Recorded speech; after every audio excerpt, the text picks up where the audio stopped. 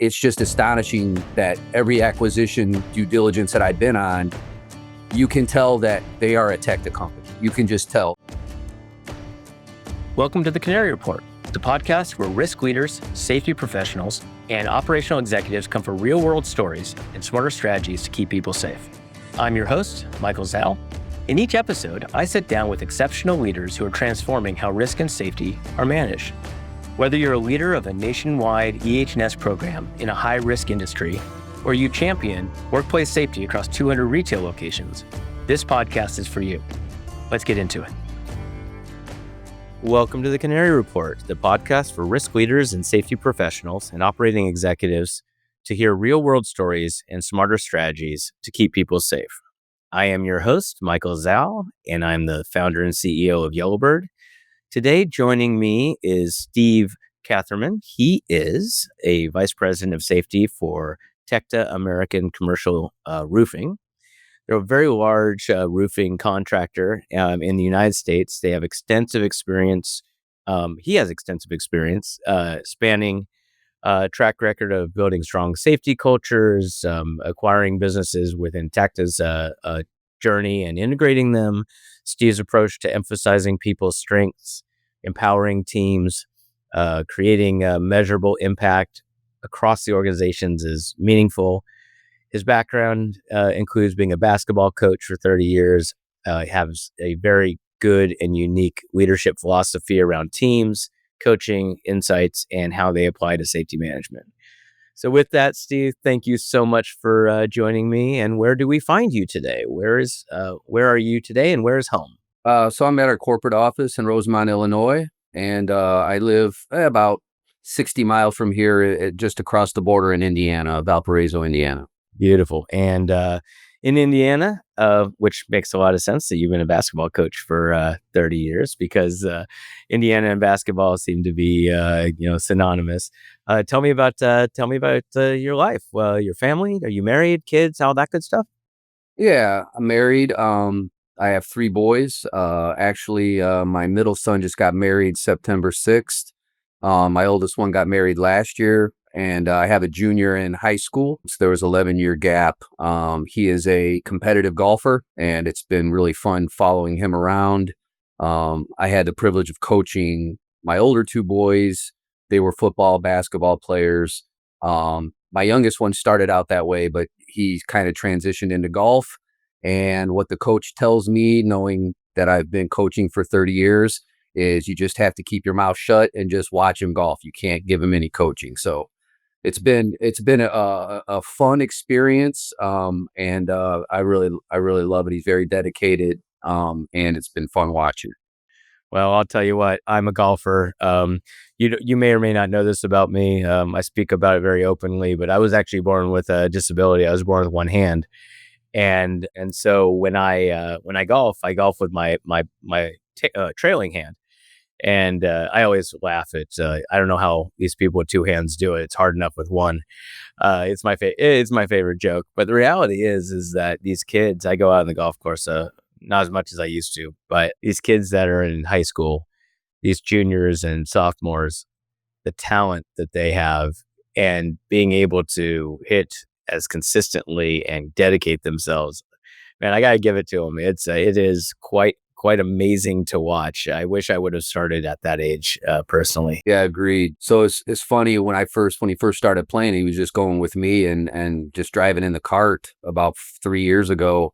And all of a sudden, after about his second or third swing, I'm like, oh man, he's going to be better than me really quick. And he just fell in love with it. And yeah, now he beats me 15 strokes at average. And so it's been hitting it way further than me, so it's fun. I'm pretty competitive, so I'm not really graceful in it, but I've accepted it. I accepted the fact I'll never beat him again. Well, you know what? That's all right. That's all right. We always want our kids to be better than ourselves. Maybe not at such a young age. So well, I will say that when the 4 of us golf, I always get him as my partner, and we usually take the money from my other 2. So Fantastic. That is excellent. My wife has a younger brother. He's 10 years younger, and never forget, we used to play Trivial Pursuit with her family when we were first dating. I've been married 25 years, and I actually have a junior in high school as well, and a junior in college. My high schooler is a girl though, and that's a whole nother conversation and experience. But that being said, we used to grab the 12, 13-year-old and get dibs on Matt for being on my team or our team, because every now and then you get one of these younger guys or gals that have an impressive brain or skill, and you're like, wow, why is everybody fighting for the teenager to be on their team? But he had a memory like no other, as long as it was current. You can go back to 80s knowledge, and he was no good at it. So tell me about how you ended up being, where you are. And first and foremost, before you even do that, I'd love to hear about Tecta America, and specifically, what y'all do, where you do it, what your focus is, all that good stuff. So Tecta America is the largest commercial roofing company in the country. We have 107 offices, which amounts to about 70 businesses, because several of our offices have multiple locations. So their business model is acquisitions, and they do a good vetting process. One of the things that attracted me when I joined them is the role that safety plays in their vetting process. Which is a very important element to me when they've turned down many clients based on the fact that they didn't feel that their safety culture fit in with what ours is. So that was very enticing to me. It was a big part of my decision to join them. Our business, as far from a safety perspective, our philosophy is behavior based. We focus on the why and not the what, and we feel that having the human element really is where you can have an impact. Like I think you said earlier, rules, regulations, they all have their purpose, they all have their place, but really having a company that really strives to make sure that people go home is one that really believes in the culture and understanding human behavior. And that's something that we put first and foremost in our philosophy. Well, that's an amazing strategy around acquisitions, and it's quite interesting. One of the areas that we do a fair amount of work at Yellowbird is on doing culture and actual assessments, field assessments. And so we will, in an M&A or in a acquisition strategy, if somebody's trying to find out what they're actually buying, they'll send Yellowbird professionals out and have a standardized but consistent report to walk through when, it's like anything else, when everybody's perfect when the safety guy arrives, right? Or everybody, so OSHA, you get a notice that OSHA's going to be coming around. All of a sudden, all the gear's clean, all the fall protection's secured. It's an amazing. It's kind of like when you're meeting your in-laws for the first time. Your hair's never been so perfect, and your shirt's never been so pressed, and all of a sudden Yeah. there's reality of day to day. And so Yep. it's quite interesting to. I hadn't even considered this with you guys, and we won't go over this today, but it would be an interesting discussion to have around those acquisition checklists, because M&A is such a important part of inspections, audits, surveys are such an important part of evaluating acquisitions. Mhm. So what part of that journey are you in? So when you're part, So I'm yeah, on the due diligence team, which is, let's just say that we have a company that we feel really strong about, sure. and we want to get them across the finish line. We feel that they want to move forward, so we send a team of about 6 or 7 out there to spend 2 to 3 days with them. My role is basically trying to get a handle on their culture. What do they value? And a lot of it you can be seen just the pride that they take on their project sites, their knowledge of safety from their superintendents and foremen, the cleanliness of their equipment. It kind of tells a story. And then the other question is, okay, well, maybe they're not where you would like them to be, but are these people that are receptive to knowing that, they have aspirations and know that they need to improve? Because that's a big key as well, is, a potential client that thinks that they do everything right, and they definitely don't from many levels.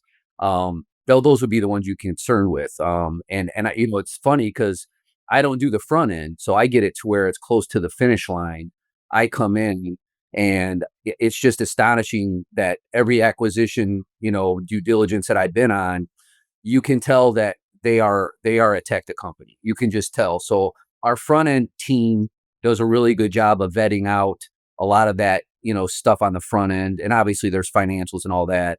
But just as far as the character of the companies, the people, their leaderships, most of the M&A, the acquisitions we have, they're owners that want to make sure their people are taken care of, and that, they're getting ready, they're ready to retire. So these are good people, good character, good ethics. And even if they're not maybe where they want to be, they're usually very transparent about it. But they're very receptive to ideas and solutions. And so that really, to me, tells the tale of, can we work with this company? And I'm undefeated so far as feeling really good about the decision to bring them on. And that's a testament to the entire team. Absolutely. No, absolutely is. So you said you're one of the largest or the largest in the country. So how many states are you in? Are you in all 50? No, we're not. So, we have a big, there's a lot of offices in Texas, but we cover the entire globe. Actually, we just purchased our first company in New Mexico, and so we're excited with bringing them on. But we so there's just a whole team that's what they do, is they look at potential mergers or acquisitions, and they number one, in most cases, the companies are looking for us. We built a business model that works. We believe in autonomy, which means that if we're going to bring you on, we know that you're already doing the right things in a lot of areas. And then we provide you a world of resources, with safety being one of them. And one of the biggest components is we have an entire team that's going to help you either sustain where you're at or get you where you're going, and where you want to go. Um, so we're open to any states, but we haven't talked. I mean, have we had conversations with companies in every state? Absolutely. But we're open door. If it's the right fit, we're all ready to move forward. And so outside of acquisitions, from an operating perspective, where are you physically? Like, you don't have to give me the list because it sounds quite large, but where are you dominant from an operations perspective, and how does that from a running a safety program? What are the challenges associated with that? Because being large is a wonderful and terrible thing when it comes to managing consistency of programs. Yeah, I would say the word I use is challenging. But there's opportunity. So we have a lot of offices in Texas and the Northeast. If we were to put the map up, we have a lot of, and then all trickles through all the way up to Oregon. As far as east, we have some very big operating units, and then we have some very small ones. So it's not like it's really the fit than it is more than profitability. Obviously, there's got to be potential that the finance team sees, but it's a pretty profound philosophy of what makes you a Tecta America company. And I would say, so the challenge is you have to build out a plan and a strategy, right? Especially when we acquire a company, we don't demand them to to jump on board to a safety program, right? I'm not a firm believer in programs. I'm a firm believer in culture, right? So what our job is to give them tools to enhance and build their culture, which is that they have a set of principles, values, ethics that they believe in, and then through those we set expectations, and then we have accountability, right? So a lot of the things we do is we help them so one of the first things that our team does, so I have 6 regions, and I have a regional safety manager for each region. The first thing that we do when we get a new business is we do what we call a gap analysis, right? So we sit down with their leadership team, their safety personnel, even where their ops leaders, and we just go through this list. It's like a checklist, and ask them to evaluate themselves, from being really good to we have some big opportunities here. And so once we complete that analysis, we ask them to highlight what are the biggest things that you really feel you need to have some support with. And then so we focus on them. So instead of try to um, capture a bunch of different things, we try to focus on the most important things. And then what our team does is we come in and we try to provide solutions, ideas.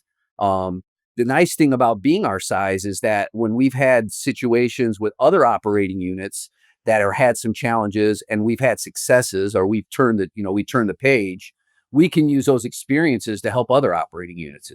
Say, hey, we had this operating unit that had the same struggle. This is what we did.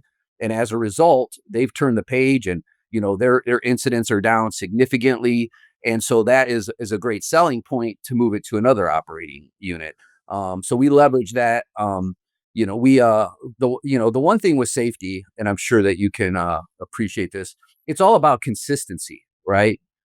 So when I joined the team, one of the things I felt that was very important is that whatever we do at our operating units, we do it the same to all of them, but we're very consistent on our touches, right? And like you said earlier, a lot of times people don't excited about national safety manager coming to your operating unit, right? But if you present it in a way to where we're here as a part of the team, we're not an auditor trying to find stuff wrong. We're somebody that has, we've seen things through a different lens. We've learned things through our experiences personally, but also what we've encountered with other offices, and we want to help provide different solutions to things that you're struggling with.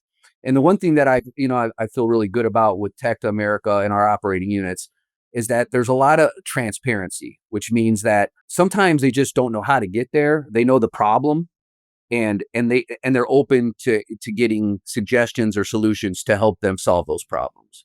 So again, that's part of the culture of Tecta overall. And we've had some huge, you know, how safety is. You're never going to be perfect, but we've had some great strides over the last several years, and I feel that overall we have some really good momentum.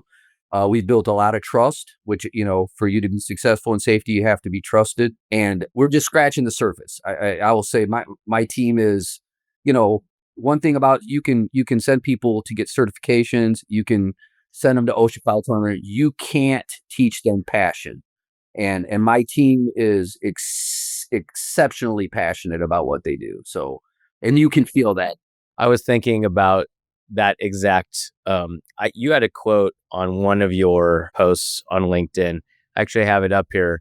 It says, "A broken culture costs more than you think. It steals trust, kills motivation, and drives your best people out the door."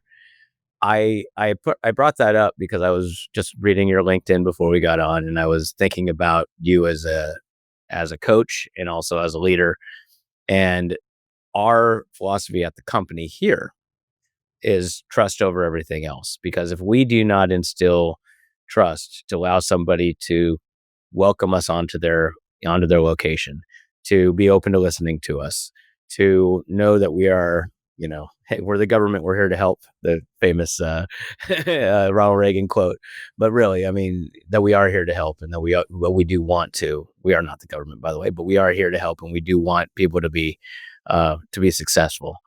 Uh, I loved that quote. I was thinking about that. Recently, what I think what you're saying is the piece that most organizations lose, which is consistency, cadence, and respect. And so, one of the things that I have recently discovered, we have stopped being prescriptive in how and what we're doing now with people like yourself is structuring the why and making access available. So, like, as an example, we'll do a quarterly training at every single location for a customer that has hundreds of locations, but we won't say which training it is, because that's up to each group to say what the training needs to be.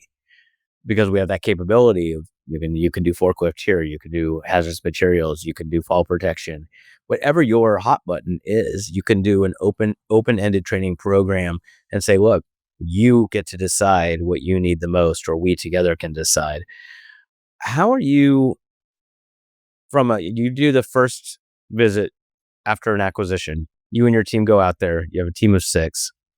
I assume that's a pretty heavy resource, but you just acquired a company. And so that's part of the acquisition cost of doing business and getting them part of the Tacta team. What are you doing longer term? Like after that is set, what do you do to make sure that each of these groups feel like they're part of the Tecta family and everybody's under perfect behavior when you first get acquired or first are dating, whatever that looks like. But then you're married 25 years and you realize that you've had some bad habits for a long time. And I'm speaking for myself. So, how do you guys do that for long-term strategies? Starting from the beginning, the first and foremost is you have to develop a relationship with those key people, right? Their safety reps, their ops. So we come in and we do we have from a foreman level up, we do a training. So part of it is mandatory, which is decision driving, which is a part of our insurance requirements. But we also do incident management training, and then we do some training on our third party immediate care process. So that's the initial introduction.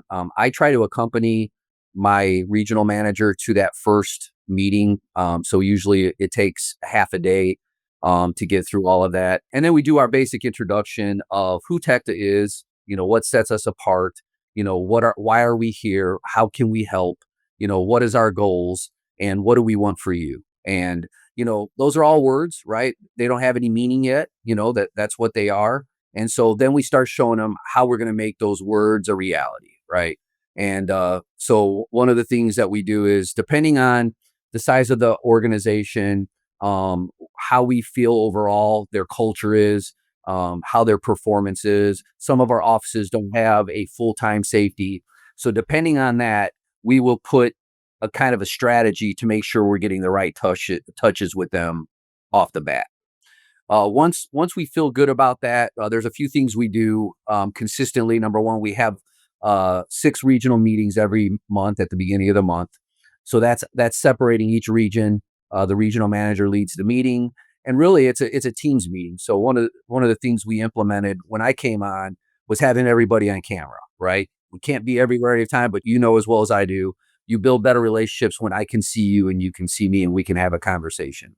So that's been really successful. In that we talk about performance, we talk about a topic, like for example, last month's topic was hand protection, and we did some training. Different cut levels of gloves, what glove for which task, because we've seen a uptick in lacerations. So we take that data, we say, hey, we need to talk about this. We need to get some solutions out there. Each of our regional managers have some roles and responsibilities. One being that they have to do a quarterly visit in person to all of their operating units. And you're talking about 10 to 12 per. Now, sometimes they can get 2 or 3 offices in the same week, Sure. but they have to do a quarterly visit. It's got to be very structured.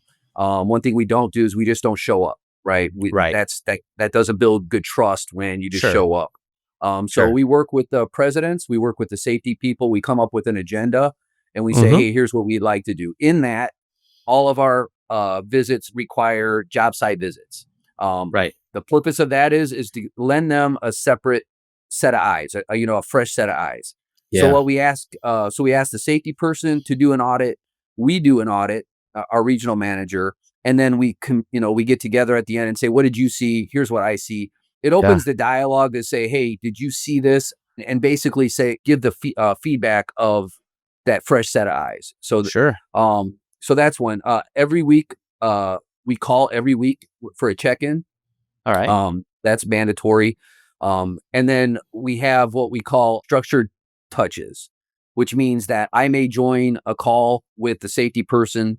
I may set a meeting up with the president, and basically it is, hey, we've talked about these things. We agreed that just want to get an update. How's it going? Do you feel like you guys are heading the right direction? We try to provide solutions when they have challenging jobs with safety, especially because we work at heights. So rescue plans, fall protection, anchor points, things where it's a little complicated, we'll dive in and help with that as well. So, but everything we do it consistently. And then the bi-monthly, we do what we call one-on-one meeting. And basically it's just to track progress, see if there's any new challenges. So that has been really successful. Just like anything, when you start something new, you get a little heartache from some people, like, um, but the consistency of it is why it's been successful. Like, hey, this is what we're doing. If you don't join the call, we're going to call you back. Once they know that we're there for the right reason, and Right. I'm sure you're familiar with the term, the safety cop, kind Sure. of. Yeah. That is a bad word at Tecta Yes. America. Okay, Good. that is a Good. bad word. We don't believe Should in be it. everywhere. Should be Yeah. everywhere. And also with the understanding, if we see something where we feel that there's a potential of somebody getting hurt, of course we would step in and stop work. I mean, that goes without saying. But Of overall, it's course. stuff where we're trying to help coach, teach. We have some really phenomenally experienced operating unit safety Yep. managers and directors. And then we have new guys, that are really seeking, support and Right. mentorship and coaching. So, but overall, everyone's different. And Yes. I really think we have the right managers for my team in the right regions. They've That's really awesome. done a good job of building good relationships. Well, it sounds like your people are phenomenal. It also sounds like they are busy bees. Oh I yeah. mean, you say that they touch every location quarterly, and some of them have 6 locations, and it can take multiple weeks. I'm like, they might spend all their time traveling around from site to site to site. I mean, I was trying to think of, I was trying to do the math. I'm not smart enough to do it, but there's a lot of logistical challenges with all that, but it's also very valuable. I mean, it's priceless. You really can't, there is no difference, that or larger or greater difference that you can make than actually showing the effort to be on site and shake hands and not be that safety cop. So let me ask you this. So how long have you been there? You sound like an old pro, but it sounds like it actually hasn't been as long Yeah, as so I'm yeah. actually going on 2 years here. Wow. I came from a company very similar in size, Okay. that just did a different type of construction work, Okay. which was in the steel restoration and concrete restoration. Okay. So a lot Yep. of working at heights, a lot of high risk work. So the Right. transition was, other than how we actually means and methods to do roofing, I didn't Right. come with that background, but a lot of the safety elements of risk was very similar. It transitioned really well. Different philosophy as far as how the companies operate. Very exciting with just the opportunity to be able. Yeah, at the end of the day, it's to help people get home to their families, right? There's no other agenda. Absolutely. It's funny you should say that because I believe that the way a safety leader communicates says a lot about the safety culture in their business. And just even the fact that you make that statement that safety cop is a bad word, that you look at behavior versus regulation, all of these little things. It takes you and I talked about you being a coach and that you were a basketball coach for your kids and have been involved in coaching for years. And there's no one thing. It's consistency, it's doing the reps, it's also how you communicate, being heard, not just demanding.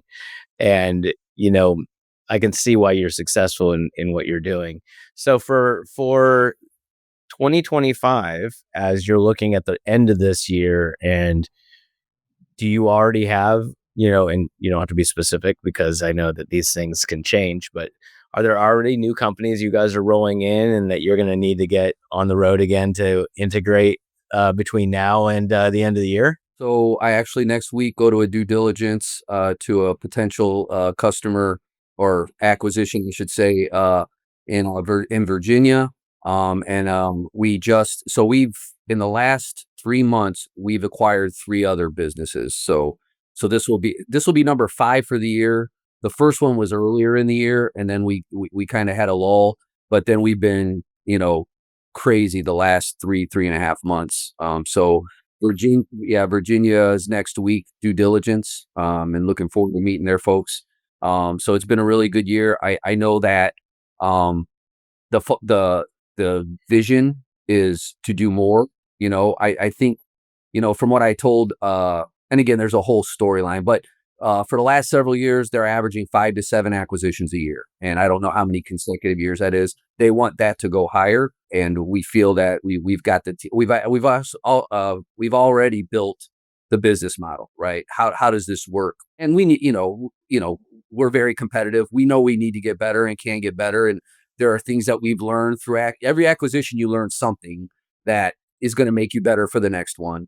But the formula in general was here way before I got here, and being a part of it, it's very easy to see why they've been so successful and why Tecta's the number one commercial roofing company in the country. Yeah, it absolutely is. It's interesting because I've been in tech startups my whole career, but I always said that my very first one was the one that taught me the most. And the reason for that is it was during the 90s boom of the internet, and I was doing well, but the most important piece of the equation was I stayed in one place and everything around me changed consistently.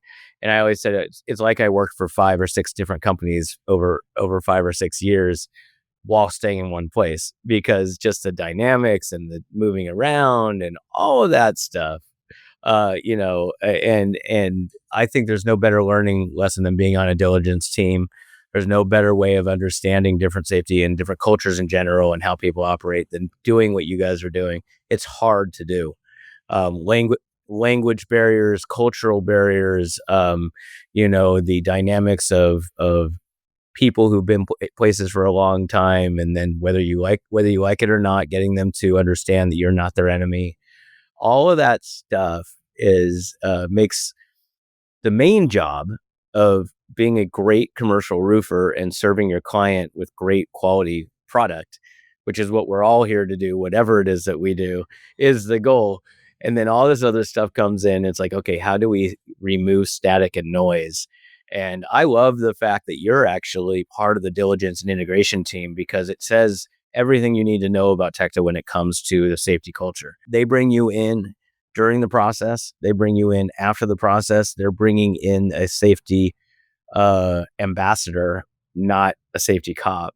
I love that. So congratulations on that. So we are just about here at time. I can't believe it's gone so quickly. But I want to thank you for speaking with me on the podcast. The Canary Report is an honor for me to be able to host. And as we continue down this journey, I may actually have you back on at some point, because it sounds like you're doing some amazing work. And I would love to, at some point, talk to you about how we at Yellowbird might be able to be part of the diligence team and the resources that you guys can lean on. But not the reason for today's talk. It was to find out about your wonderful journey. And with that, I want to say thank you for joining us, and congratulations on not just the business, but it sounds like you have a wonderful life that you've built, and that's what this is all about. I appreciate it, Michael. Thanks for the time. Appreciate being on the show.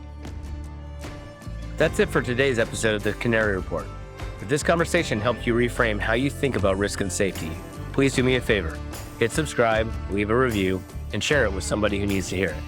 We're building a new category of safety and risk leadership, one that's faster and smarter. Leaders who aren't just empowered by tech, but whose wisdom is accelerated by it. To learn more about how Yellowbird's cutting-edge platform is empowering leaders to solve workplace safety and risk challenges faster, smarter, and at scale, visit goyellowbird.com. Don't forget to subscribe to our Spotify, Apple Podcasts, and Yellowbird pages to stay up to date. Until next time, lead with clarity, know first, and act fast.